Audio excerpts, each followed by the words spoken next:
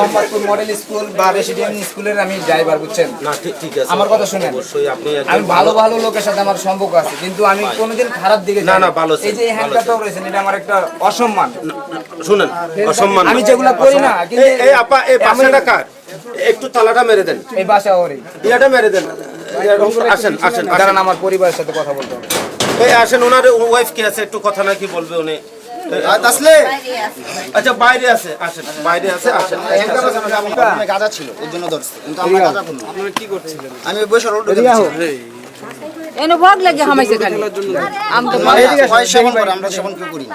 ও সেবন করছিল, আপনি বসেছিলেন? আমরা লুডু খেলতেছিলাম, আমরা বাইরে ছিলাম তখন, মানে একটা গেম খেলার জন্য সিআরটা আমি ঘুমাবো এর জন্য। এখানে বইয়ের তো কিছু নাই রে বাবা, তোমাকে কি আমরা মারছি না তোমার জেলবাসী হবে?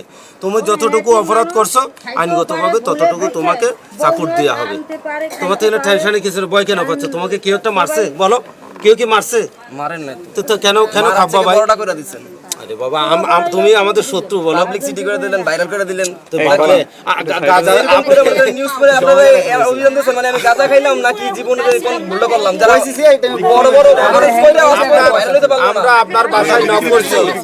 দেখেন RICL TMX, যুগের পর যুগ স্থাপনা থাকে মজবুত। গাজাটা আপনারা সচক্ষে নিজেরাই দেখছেন। আপনি যদি গাজাটা দেখে থাকেন, গাজাটা কি রাখা অপরাধ বলেন? আপনারা তল্লাশি দিচ্ছেন, আপনারা খুঁজছেন, তারপর পাইছেন, কিন্তু তার আগে তো আমরা দেখিনি। আমি বলি না গাজাটা কি রাখা অপরাধ আইনগত? গাজাটা কি খাওয়া অপরাধ?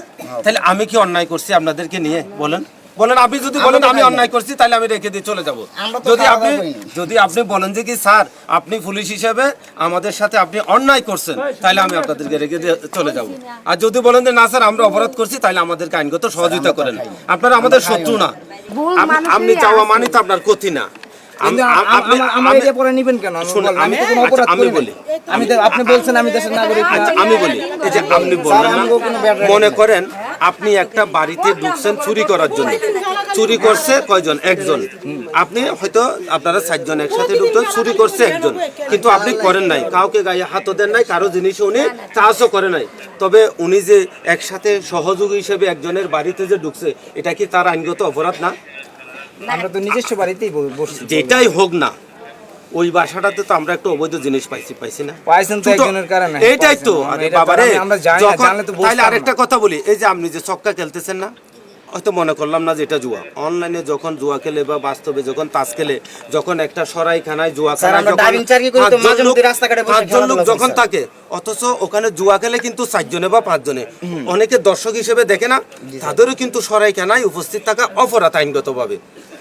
এই বিষয়গুলো আমি বলি, এই যে আজকের বিষয়টা আপনার ভবিষ্যৎ জীবনের জন্য একটা সচেতনমূলক একটা বিষয়।